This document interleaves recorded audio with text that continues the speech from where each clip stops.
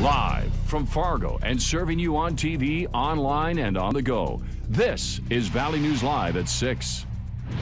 My mom was like, that's like the #1 scam. And I was like, I've never heard of it. A Florida woman trying to make some cash off her old wedding dress is caught up in a criminal investigation linked to our area. Valley News Team's crime and safety reporter Nicole Johnson spoke with her and shares a lesson learned the hard way. The money's here. Like, how are they scamming me? Like, I don't get it. It began on Craigslist with an ad for this wedding dress. Just sitting in a closet. So, I mean, I was just trying to get something back for it. Lisa Thoreau, who lives in Florida, got an email from a buyer. He messaged me and he's like, well, I'm in the middle of moving.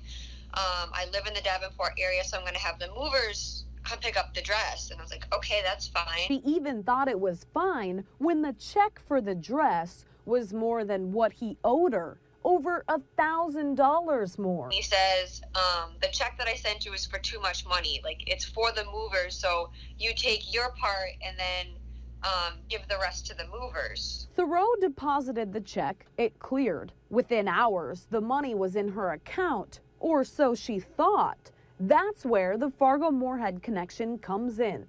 Thoreau sent the extra $1,000 for the so-called movers to a business in our neck of the woods. Like, I live by myself, so the next morning they were supposed to come get the dress. And I kind of freaked out. Like, maybe I should have somebody here, just in case maybe I get kidnapped or something. Then she got nervous, so she called her mom, who told her, you're getting scammed. Well, how is it a scam? I'm like, I have the money, it's in my bank account, I don't understand. And she's like, well, the check probably is gonna bounce. And it did. And the movers never showed up. What's more, Thoreau's bank couldn't help her since she authorized the transaction. Obviously, I feel really dumb. So she still has her wedding dress and is hoping to get her $1,000 back if the criminal is caught. Her advice, if you're selling online, only do face-to-face cash transactions. Nicole Johnson, Valley News Live. Investigators are asking you to call if you know anything about people in the area scamming others or if you're a victim. Even if you didn't fall for it, the information you have can help their investigations. And remember, if you need help uncovering fraud and corruption in your community, call our whistleblower hotline, 237-6576. You can leave your tip, and then we will do our best to get to the bottom of it. We have new developments in a story we've been following out of Grand Forks this afternoon as a juvenile that was holed up in a trailer home has given up. There were concerns that teenager had been armed and dangerous and was threatening to harm himself. Valley News Team's Ryan Laughlin has been following this situation. He joins us live with the latest. Ryan? Mike, Andrea, we're here at the Valley Ho Trailer Parks where moments ago we learned a juvenile that was in emotional distress and had access to weapons is now safe. It started around noon today with a welfare check actually downtown by the Greenway and ended up here in this trailer park on the north end of town. They cleared out a number of these homes and had some people shelter in place as they called in the crisis negotiation team. They made contact with the juvenile inside via phone. Then at 5:15 today, we learned that the person inside was safe and sound.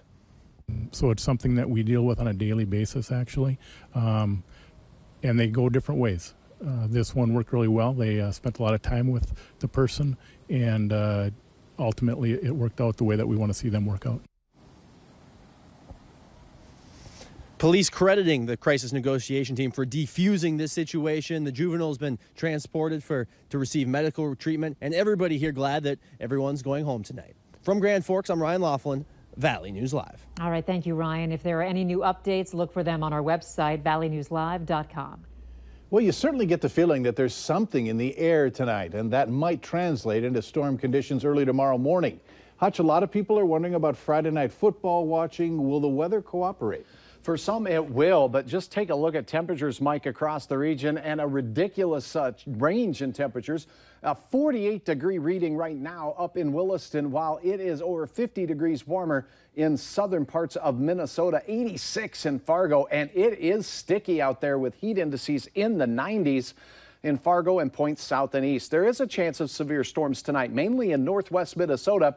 And also we can see some storms developing in the overnight hours here in the Southern Valley keeping our eyes on that. And it does look like we'll have some more wet weather. So for tonight, storms forming up north this evening. Could be severe large hail, gusty straight line winds, and a possible tornado. And then overnight, some storms could be moving through the southern valley, bringing heavy rain and hail with a little bit of gusty wind threat as well. We'll keep you updated on this throughout the evening. We'll have your hour-by-hour forecast so you can plan the start of your weekend here in a moment. All right, thanks so much.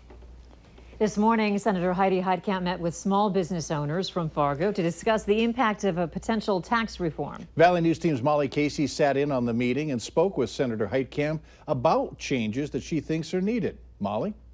Mike, Andrea, Heitkamp opened the meeting by saying she would like to see the concerns of rural and middle-class Americans front row and center during tax reform discussions on Capitol Hill.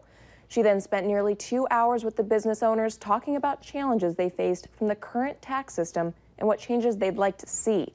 A common theme during the meeting was the desire to simplify taxes for small businesses, with the owners saying they spent precious time with accountants over their business, and Heitkamp agreed.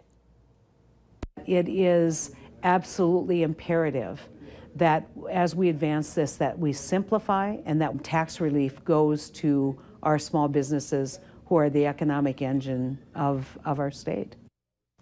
Heitkamp said that if changes are made to our tax system, lawmakers will have to carefully consider the positive and negative impacts. Heitkamp also touched on the upcoming health care reform vote, saying the proposal has not been changed sufficiently enough from previous proposals to sway her vote to yes. Mike?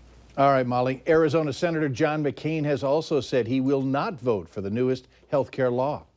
A Fargo woman is in critical condition after crashing into a horse on a Minnesota highway. It happened on Highway 108 east of Dent. A report from Minnesota State Patrol says 29-year-old Leah Orner was airlifted to Sanford in Fargo. An 18-year-old man is dead. Another was left with serious injuries after a rollover in Cass County, Minnesota. Authorities say it happened early this morning on County Road 42 in rural Pine River. Responders found a pickup that had been left on the road and rolled, leaving both two 18-year-old men trapped in the vehicle. One of the men was pronounced dead at the scene. The other had to be airlifted to a Twin Cities hospital. Authorities are not releasing the names of the men involved until family can be notified. That crash remains under investigation. Deputies are still investigating a home invasion in Bacchus, Minnesota that led to a homeowner firing a gun at the intruder. Here's a sketch of the suspect. He's described as a white man, about 6'5", with a very large body. He was wearing all black at the time of the break-in. The Minnesota Cass County Sheriff's Office says they've had a lot of tips but haven't confirmed the man's identity yet. The man was reportedly seen on Tuesday in a wooded area in northern Pine River Township, but a canine search didn't turn up anything. Authorities want people living in the area to call the Cass County Sheriff's Office if they see anything suspicious on their property. You can call this number, 218-547-1424. The whirlwind continues for the recently crowned Miss America. The North Dakota native stopped by our studio for a visit. That story later on Valley News Live at 6. Up next, how North Dakota's First Lady is hoping to remove the stigma surrounding addiction.